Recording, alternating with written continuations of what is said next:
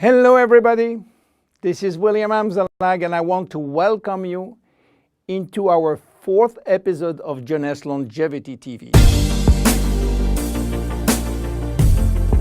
Jeunesse, we are redefining youth.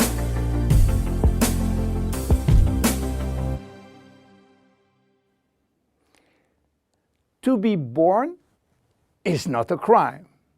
So why should we be all sentenced to death?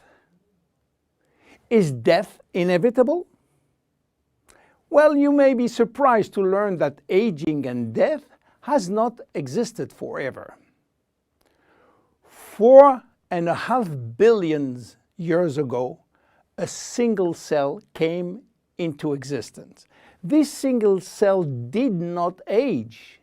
It had the capacity to divide indefinitely. But 3 billion years after, some of the cells started to form organisms such as worms, fish, and finally humans. However, the cells were aging, and their ability to reproduce indefinitely came to an end. And today we know why. Those cells, we call them somatic cells, contain a gene that controls the production of telomerase. And this gene was and still is turned off. Without the ability to produce telomerase, the telomeres will become shortened and cells will die.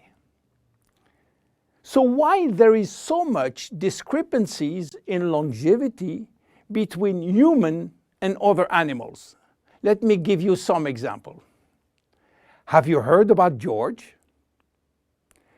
George is an American lobster which was born in 1869 and is now 140 years old.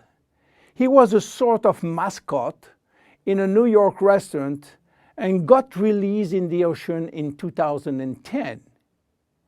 He's probably still alive. How come? Are lobsters immortal? Not exactly, but they do not die of old age because their telomerase is constantly turned on, so the cells do not die. However, they are sensitive to infection in their shell, and they may die from this disease. In Japan, koi fish are known to live very long. They are beautiful fish, usually white with red spot.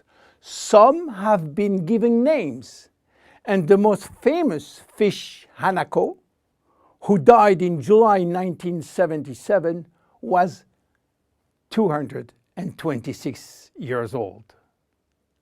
Some turtles also live very long, and one of them, Adwaita, from Seychelles, has lived nearly 250 years. There are even some species which has indefinite longevity, like the bacteria called Arthrobacter, who can be dormant for thousands of years and suddenly wake up. Hydra is the most unique species defying death. When part of his body is cut off, the body regenerates in 2 or 3 days. Hydra will be potentially immortal because it contains stem cells. In case of injury, the stem cells differentiate to form the missing cells and rebuild the missing part. If some animals can have indefinite longevity, why should we be sentenced to death?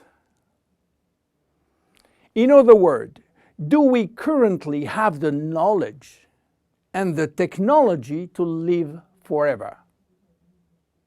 At this precise moment, the answer is no. But here is what we do know. We can already reverse aging in human cells. What we don't know for sure is whether we can reverse aging in you or in me. we can drastically slow down diseases and the aging process far more than people realize.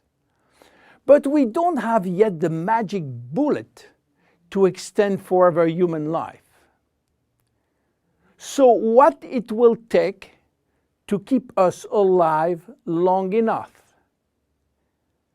In Jeunesse, our generation young believe that we can live enough to live forever, which means that we design temporary solutions as DNA repair, telomerase activation, and stem cell support in order to still be here and still around to benefit from another Nobel Prize scientist, which may give us another solution for the next 20 years. That will give us time to wait for the next discovery, and so on. Yes, immortality is just around the corner. My name is William Amzalag, and I am Generation Young.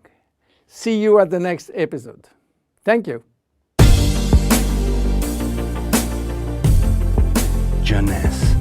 We are redefining youth.